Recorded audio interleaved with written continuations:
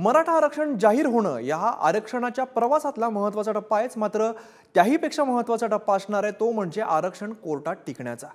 मराठा समाजाला राज्य सरकारने दिलेल्या आरक्षणामुळे 50% कोट्याची मर्यादा अगोदरच ओलांडली गेली आहे। त्यामुळे आंदोलकांच्या संघर्षानंतर मिळालेलं हे आरक्षण टिकवणार कसं हा मोठा प्रश्न सध्या सर्वांना पडलेला आहे। बघूया या मुद्द्याचा आढावा घेणारा हा सविस्तर रिपोर्ट।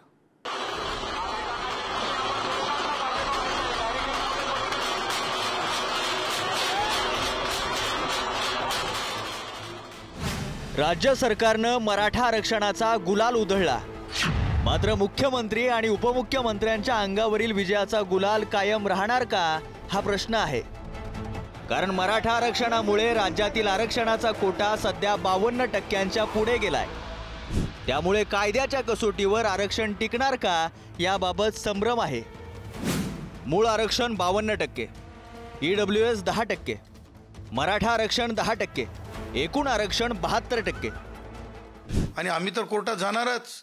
हे तर म्हणजे इंदिरा गांधींनी ज्या प्रकारे काहीतरी करायचा प्रयत्न केला होता, त्यांना इंदिराजींना जसं मागे फिरावं लागलं, तसंच शरद पवार उद्धव ठाकरे यांच्या कुभांडामुळे जरंगे आणि त्या जरंगेमुळे सरकारला वेठीस धरून अशा चुकीच्या पद्धतीने आरक्षण हे रक्षणाची बाब असू शकत नाही। खुल्या वर्गाच्या रक्षणासाठी मैं कोर्ट में हूँ, मैं कोर्ट में जाऊंगा और खुले गुणवानों के लिए लड़ूंगा भी जीतूंगा भी।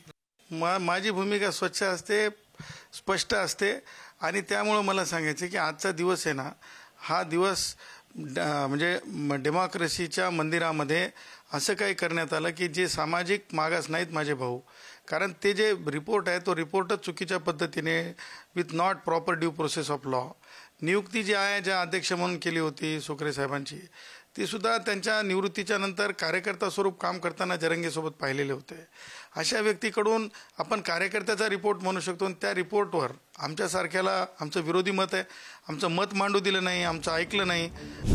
मराठा समाजाला देण्यात आलेले 10% आरक्षण हे सर्वोच्च न्यायालयाने आखून दिलेली आरक्षणाची 50% मर्यादा ओलांडणार आहे। मात्र राज्य सरकारने मराठा समाजाला अपवादात्मक परिस्थितीत आरक्षण लागू करण्याची शिफारस केली। मराठा समाज हा आरक्षणासाठी एक प्रकारे पात्र आहे याची कारण मीमांसा राज्य मागासवर्ग आयोगाच्या अहवालात करण्यात आली। अपवादात्मक परिस्थितीचा निकष न्यायालयात टिकल्यास मराठा समाजाला कायमस्वरूपी 10% आरक्षण मिळण्याचा मार्ग मोकळा होईल। राज्य मागासवर्गाच्या अहवालात नेमकं काय आहे हे पाहूयात। मराठा समाजाचे सामाजिक, शैक्षणिक, आर्थिक मागासलेपण अधोरेखित करणारे आकडे समोर आलेत। शैक्षणिक मागासलेपण 80 पैकी 40 गुण देण्यात आलेत। आर्थिक मागासलेपण 60 पैकी 50 गुण देण्यात आलेत। सामाजिक मागासलेपण 110 पैकी 80 गुण देण्यात आलेत। 250 पैकी 170 गुण मराठा समाजाच्या सामाजिक, शैक्षणिक, आर्थिक मागासलेपणाबाबत आढळून आलेत। एकूण मराठा समाजापैकी 84% बांधव नॉन क्रिमिलियरमध्ये मोडतो। एकूण मराठा लोकसंख्येमध्ये 21.22% समाज दारिद्र्य रेषेखाली आहे। 81% मराठा समाजाचं कच्च्या घरामध्ये वास्तव्य आहे। 31.60% समाज भूमिहीन आहे। 66.97% समाज अल्पभूधारक आहे। मुलींच्या बालविवाहाचे प्रमाण 13% आहे। 43% समाज अंधश्रद्धेने ग्रासलेला आहे। महिला मजुरांची संख्या 43.76% आहे। एकूण शेतकरी आत्महत्येमध्ये 94% आत्महत्या मराठा समाजातील शेतकऱ्यांनी केलेल्या आढळून आलेत। आज आपल्याला मी एवढंच सांगतो, आपण जी 50% आरक्षणाची मर्यादा ओलांडली ते मगाशी तुम्हाला मी वाचून दाखवलं।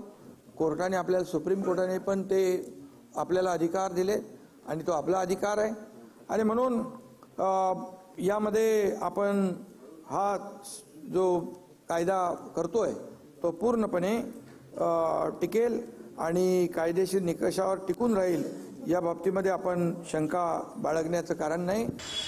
हा विषय मी मागे पण सांगितलं होतं की हा खूप टेक्निकल विषय आहे। नुसताच ह्याच्यामध्ये काहीतरी सरकारने जाहीर केलं म्हणून आनंद मानण्यासारखा नाही आहे। हे नक्की काय आहे हे मला असं वाटतं एकदा मराठा समाजाने एकदा विचारावं त्यांना। 10% दिले म्हणजे काय केलं तुम्ही? कशात 10% दिलं? तुम्हाला अधिकार कोणी दिले? तुम्हाला या गोष्टींचे अधिकार आहेत का की हे परत सुप्रीम कोर्टात प्रकरण जाणार, परत तिकडे मग राज्य सरकार सांगणार आता काय सुप्रीम कोर्टात गेलं, आता आम्ही काय करू शकत नाही, म्हणजे निवडणुकीच्या तोंडावरती या सगळ्या गोष्टी करायच्या, याला काय अर्थ आहे का? दरम्यान मराठा समाजाला आरक्षण देण्याची ही तिसरी वेळ आहे। याआधी दोनदा दिलेलं आरक्षण न्यायालयात टिकू शकलं नव्हतं, मात्र आता मराठा आरक्षण कायद्याच्या कसोटीवर टिकेल असं तज्ज्ञांचं मत आहे। कारण आधीच्या त्रुटींचा अभ्यास करून राज्य सरकारनं अभ्यासपूर्ण पावलं उचलल्याचं समजतंय। 2014 मध्ये पृथ्वीराज चव्हाण मुख्यमंत्री असताना 16% आरक्षण दिलं गेलं, पण टिकलं नाही।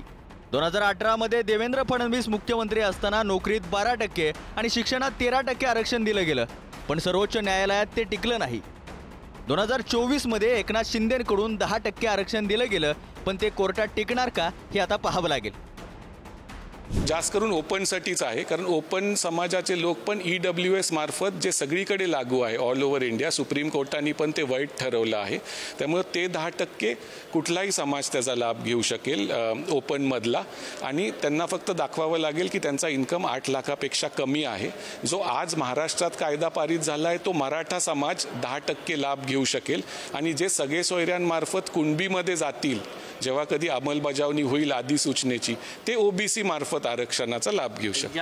खुद्द आंबेडकर घटना समितीमध्ये असं म्हणाले होते की इक्वालिटीचा अधिकार 14व्या कलमाखालचा हा इक्वालिटीचा जो अधिकार आहे तो मूलभूत अधिकार आहे, आणि आरक्षण हा अपवाद आहे, आणि अपवाद हा नियमापेक्षा मोठा असू शकत नाही, आणि म्हणून आरक्षण 50% जास्त असू शकत नाही, हे आंबेडकरांनी म्हटलं होतं। आणि तेच इंद्रसानी केसमध्ये 92 साली 9 जजेसनी एकमताने मान्य केलं। त्यामुळे तो आता भारतातला कायदा आहे, तो जर का बदलायचा असेल तर 11 जजेसचं नवीन बेंच तयार करावं लागेल। दुर्बल मराठा समाजाला आरक्षण देणं ही काळाची गरज आहे। त्यांच्या भावी पिढ्यांना सध्याच्या पातळीच्या खाली जाण्यापासून रोखण्यासाठी पावलं उचलायला हवीत। जर असे तातडीनं केले नाही तर त्याचा परिणाम संपूर्ण सामाजिक असमतोल होण्यात, विषमता वाढण्यात होतो। मराठा समाज सध्या या पातळीवर येऊन ठेपलाय, त्यामुळे हे आरक्षण कोर्टात टिकणं मराठा समाजाच्या भवितव्यासाठी खूप आवश्यक आहे। ब्युरो रिपोर्ट, पुढारी न्यूज।